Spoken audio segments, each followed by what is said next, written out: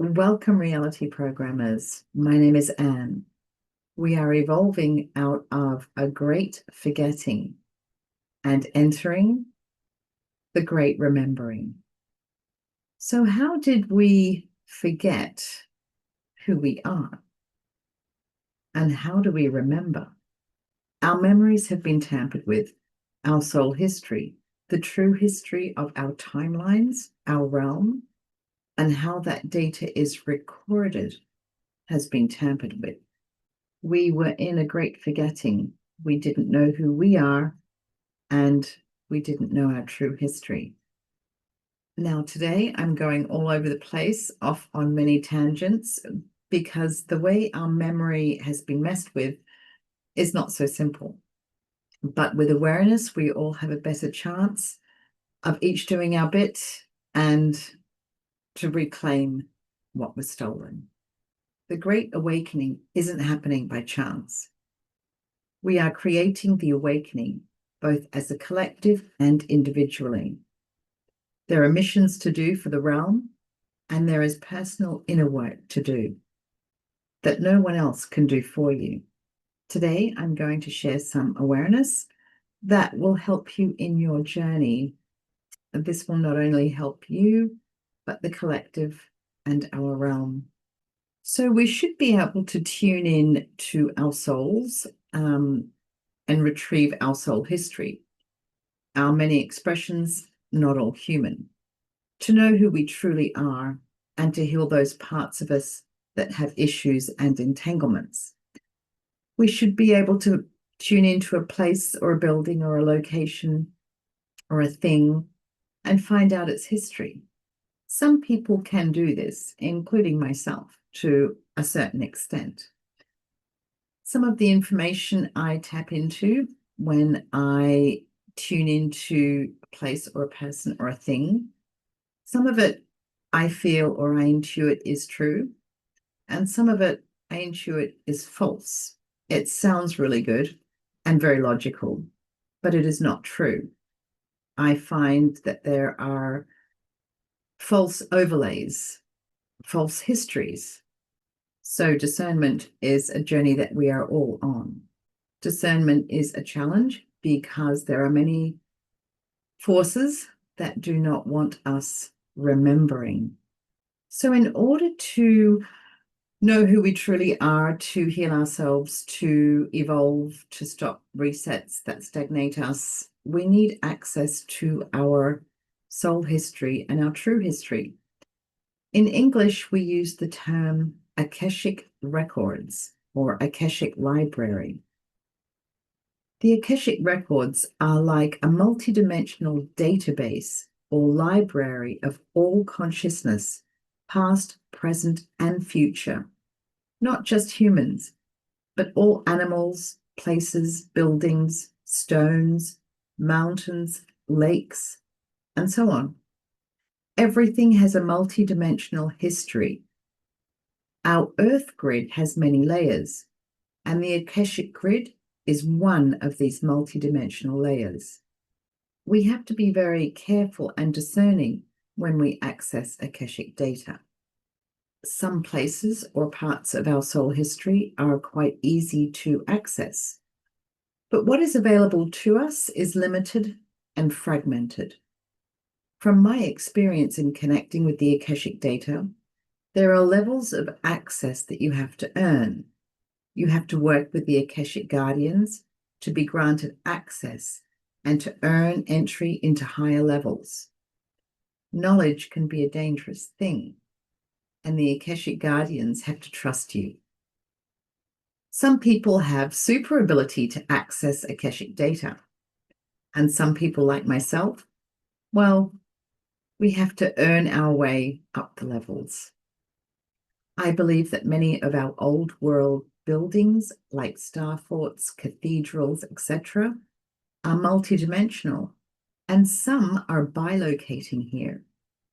We created these buildings in another time space when we remembered how to create with sacred geometry, when we knew how to build with sound magic, with unity consciousness, with our thoughts and intent. when we knew how to manipulate reality and solid light holographic materials, or materials that had a density to them. We respected the building materials, such as trees and stones and water. We remembered our magic. We could talk to the trees, plants, and stones to find out how best to work with them, to find out their magic. We could talk to the earth to find the best locations for a building and get permission from the entities that are guardians for that area. Our cities and towns became a part of the Earth grid system. Each city or location has its own magic based on what that area is good at. Some places are good at resonating frequencies. Some places are good at healing or offer some unique super abilities you can trade for and earn. Some places are good at storing and dispersing energies, like a generator, to power the various levels of the Earth grid system.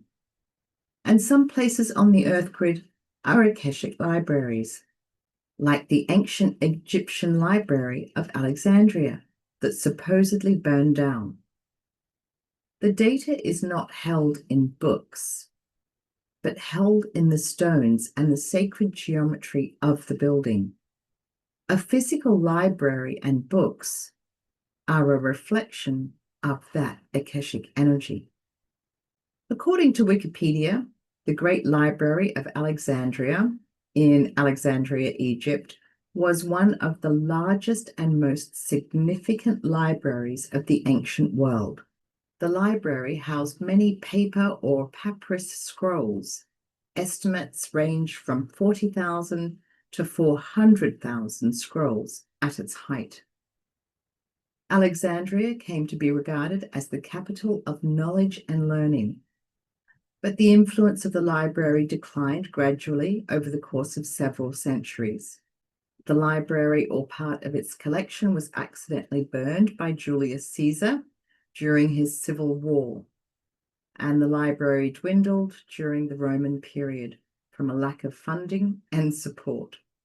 So this is an event in our own history that tells us that we gradually lost our knowledge.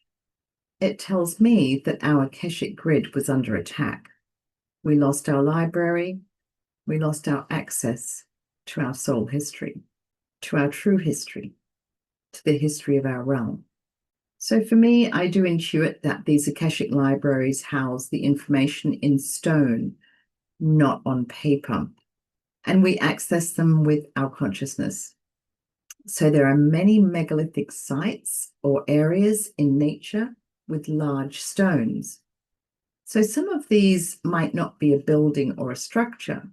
They might just be a natural stone. But these natural stones or a natural architectural structure, both can be Akeshic libraries that we can tune into, or should be able to. Many buildings, both ancient and modern, have a cornerstone or a foundation stone. So over time, a cornerstone became a ceremonial masonry stone set in a prominent location on the outside of the building, usually with an inscription on the stone indicating the construction dates of the building and the names of the architect. The ceremony or rite of laying a cornerstone is an important cultural component of architecture. Some cornerstones even include time capsules. Interestingly, Freemasons sometimes performed the public cornerstone laying ceremony for notable buildings, and Freemasons can trace their origins back to the medieval guilds of stonemasons. So in our recorded history, there are a lot of dark magic rituals surrounding cornerstones with sacrifices of animals and even humans. These records are from ancient Greece right up until the last century. So our ancient ancestors and our secret societies know the magic and power of stones, and we still have ceremonies to lay the cornerstones of buildings to this day. So, what current cities or towns are you aware of that are famous centers of learning? Perhaps they are linked to an Akeshic library, because there are many physical libraries on our Akeshic grid. I think there are many different kinds of ley lines, and some DNA lineages have their own ley lines, and they embed their super abilities and authorities into those ley lines. There are dragon lines, cosmic turtle lines, elephant ley lines, and many more. So when a keystone species goes extinct, it not only collapses the ecosystem, but our multidimensional reality as well. There are certain DNA lineages that are key for our Akeshic grid. The elephants and whales travel along and sing into the Akeshic grid or the ley lines. The cosmic crocodiles are our record keepers. So we know what incredible memories elephants have. They are like the memory keepers for the Akeshic records. They walk not just any ley line, but the Akeshic grid lines. They tune in to what's going on to share data and send information to the Akeshic grid for uploading. And according to Wikipedia, elephants are now extinct in over 90% of their historic range, surviving mainly in sub-Saharan Africa, parts of India, Sri Lanka, Southeast Asia, and a few other pockets. Poaching and hunting elephants and using them in war is a brutal part of our history. The good news is that the elephants and whales that were hunted to near extinction are now making a comeback in record numbers. Africa is witnessing the return of elephant megaherds in groups of 500 or more after decades of decline. So this is really good news in so many ways, because as the elephants are returning, so is their keystone energy. And with the healing of their collective trauma, we heal the memory technology that they share with us. Our memories are very fractured and hijacked, and we can be made to remember anything true or false. So it is an inner journey to remember the truth and who we truly are. And we need the keystone species to do that. So as I was working with the Elephant Collective and the Akeshic Grid, I was led to look at the Taj Mahal. I've never physically been there, but I got triggered to do some more healing for the elephant lineage. And according to Wikipedia, around 1,000 elephants were used as labor to haul stone, marble, and other materials over long distances to build a tomb by the grief-stricken Mughal Emperor Shah Jahan for his beloved wife, Mumtaz Mahal. She died giving birth to their 14th child. The Taj Mahal was built in the 17th century as a mausoleum, anchoring the energy of grief and loss of love. But nevertheless, the Taj Mahal in Agra, India, is widely considered to be the most iconic monument to love. And let's keep that. More interestingly is that before it was the Taj Mahal, I believe it was a star fort. I did some research and I discovered that there are signs that it might have been indeed a star fort. There are archaeological findings that indicate earlier structures, possibly a mansion or a palace, which were dismantled to make way for the Taj Mahal complex. Architectural clues for an existing palace include subsurface remains of angled bastions and thick fort walls beneath the Taj's plinth foundation.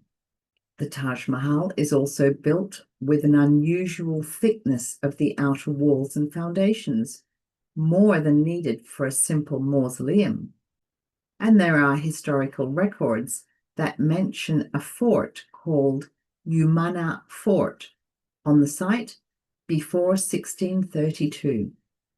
So as I tuned into that location, I did intuit that there was or is a star fort there, and it was originally a crocodile lineage star fort. The river and nearby areas are famous for crocodiles. Some historical accounts and popular articles note that the moat at the nearby Agra fort was once said to have been stocked with crocodiles as part of its defense. So possibly the Star Fort that was there before the Taj Mahal was built had crocodiles in its moat as well. The cosmic crocodiles are our Akeshic guardians, our record keepers. And crocodiles have vanished from much of North Africa, the Middle East, China, and many islands where they once thrived. So you can see that I'm painting a picture where these keystone species that are integral to our memory, our Akeshic data, have been targeted for extinction. No wonder why we can't remember anything. When I do missions for the Akeshic Grid, I find a lot of dark magic, and one of the dark magics that I go up against is the abuse of teeth. Dark magicians collect teeth and use them in their dark magic to manipulate time. Our teeth, I believe, are like time crystals. They hold Akeshic data. And how many of us have mercury fillings? This is one way our access to our own time crystals is impeded. Our teeth are made from calcium. The most common calcium compound on Earth is found in limestone. Limestone is one of the most important building stones of the Old World. Many of the most famous temples, libraries, and government buildings were constructed from it, including the pyramids of Egypt, the Parthenon in Greece, the Colosseum in Rome, Egyptian temples like Luxor and Karnak, and many obelisks. Although some are granite, many had limestone bases. Many libraries, old and modern, are made from limestone.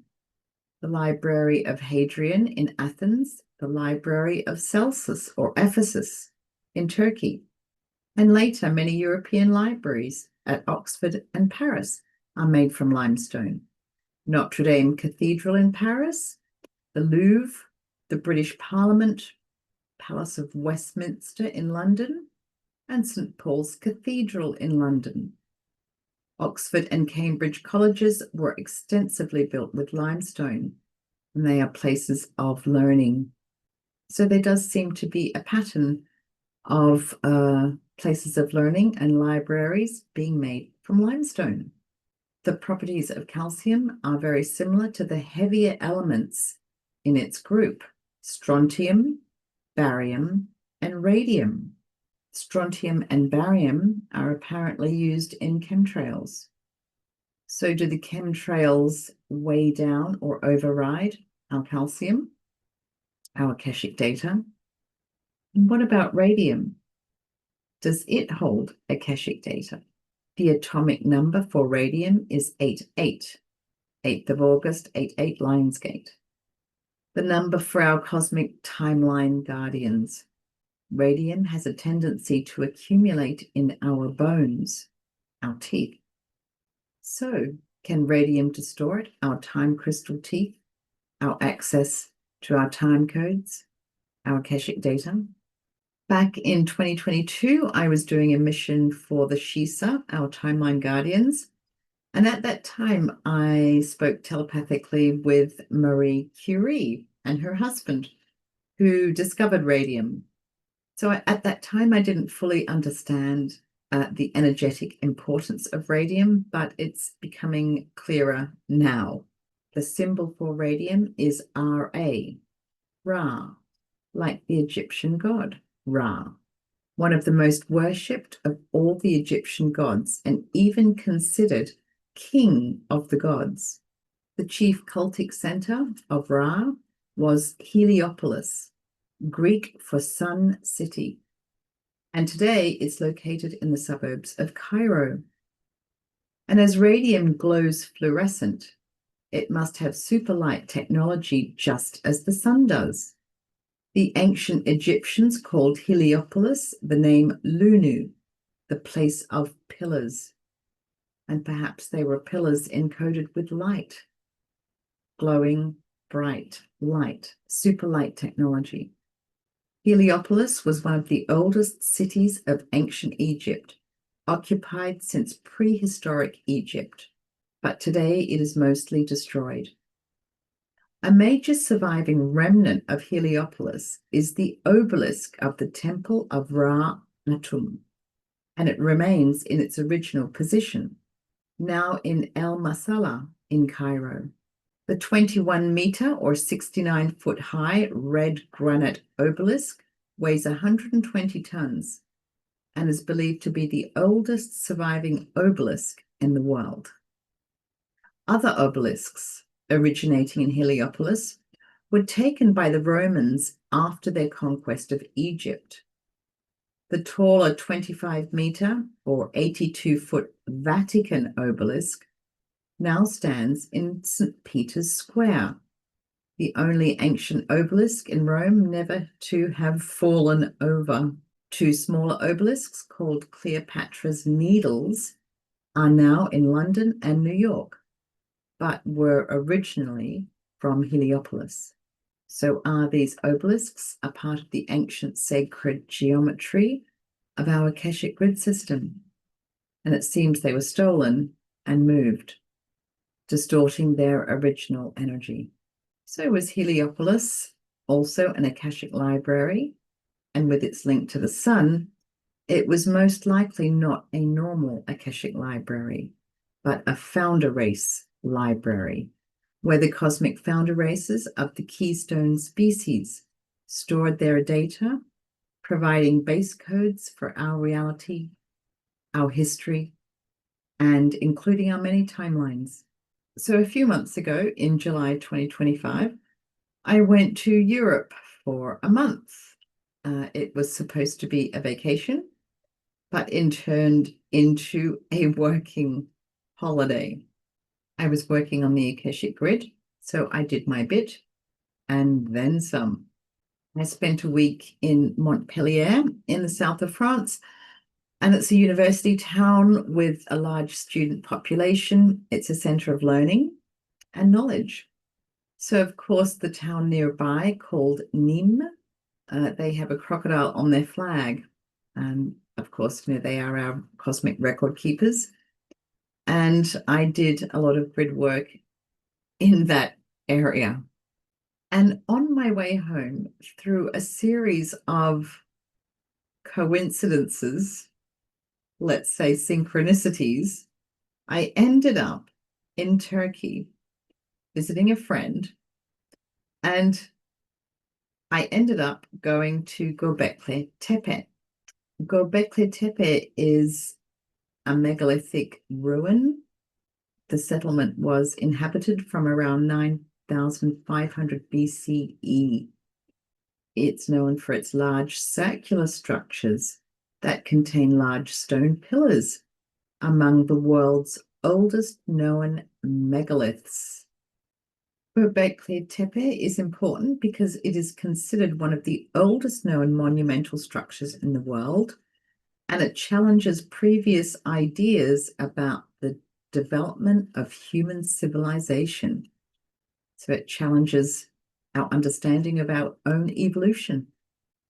It was quite strange that I ended up going to Göbekli Tepe because I had been connecting with it since the beginning of the year, since January, and it was I was very reluctant to connect with it because these ancient sites are a lot of work energetically.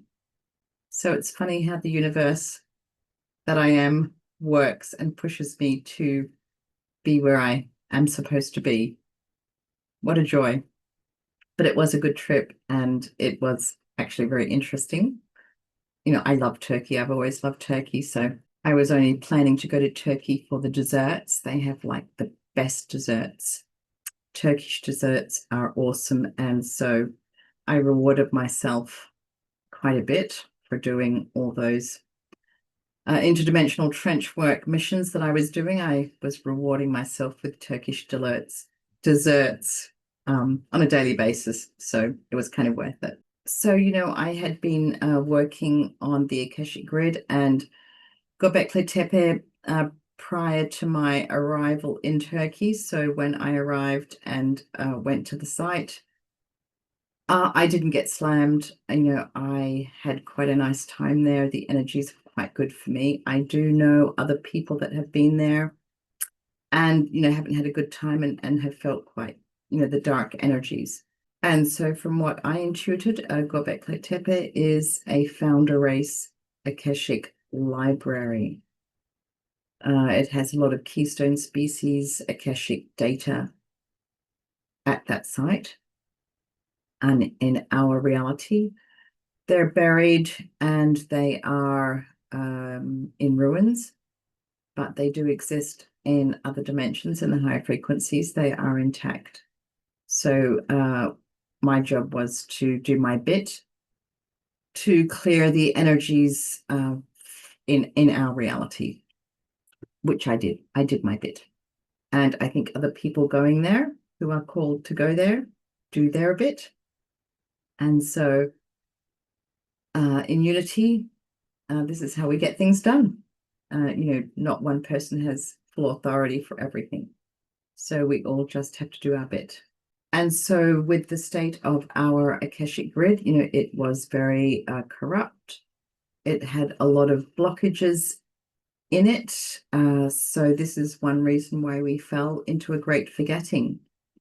A part of our fall was the corruption of our Akeshic records, our Akeshic libraries, our Akeshic grid, the Akeshic grid system. We forgot that we are multidimensional and it is in our cosmic DNA, our cosmic energies of all that we are, that we have the authority in the world that we live in to co-create in unity, to remember. These are our authorities and it's our magic. So as the Akeshic records and the Akeshic libraries were corrupted and suppressed, this also did the same thing. It suppressed and corrupted the data, our soul history, our Akeshic data. Some of it wasn't even being recorded. It was a part of the reason why some time loops and resets were able to happen. So basically, in order to wake up and remember who we truly are, we need to restore the Akeshic grid and the Akeshic libraries.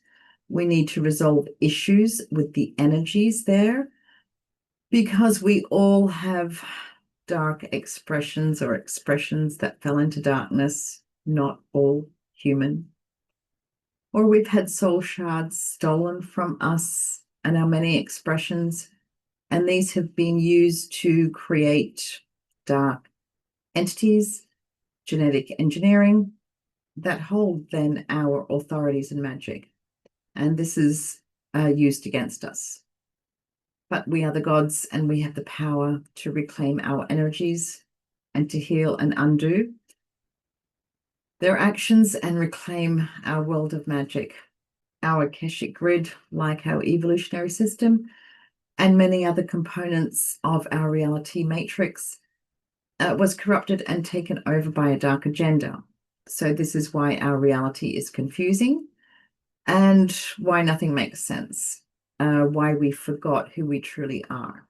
We participate in war, destruction, extinctions, and polluting our environment because we forgot how important these things are and that the magic that they hold and the reality that they support. So with this awareness, you can initiate and trigger yourself to resolve your issues with the Akeshic grid and reclaim and restore your Akeshic data and fortress and protect it so it is not tampered with from the 0 point. You do this with your magic. with your awareness, with your intent and the words you speak. Another issue I found was our tailbone, our coccyx, at the base of our spine, holds Akeshic data. And what happened to our tails? So we do have etheric tails that act as an antenna to emit and collect data from the Akeshic grid. I did find like a disc restraint on my coccyx, and I had to unhook it and then remove it. It wasn't easy, but then I got attacked. So stand your ground, state your sovereignty, and remove it. You can also do this by going for a walk, a brisk walk, and imagine that you have a tail, and just swing and swoosh your tail in joy and laughter and happiness, and this will create the frequency you need to, and your intent. It will create the energy to hopefully remove this restraint. So as we restore our Akeshic grid, we restore our access to our memories. We start remembering, and our intuition, our thoughts and dreams become stronger and clearer and more magical. And this is happening now. And this is the Great Awakening. It's happening because we are reclaiming our energies. It cannot happen any other way. The more people that are aware of this, the quicker we can get access to the Akeshic grid and all the information it holds. I know this sounds very strange. It's just the way I see it. You know, awakening to your multidimensional self is a weird journey, no doubt about it. We are multidimensional, and the cosmic DNA of the elephants, the crocodiles, the whales, the unicorns, it is within us. And it was stolen in our unawareness and used to access and tamper with the Akeshic grid and many other things.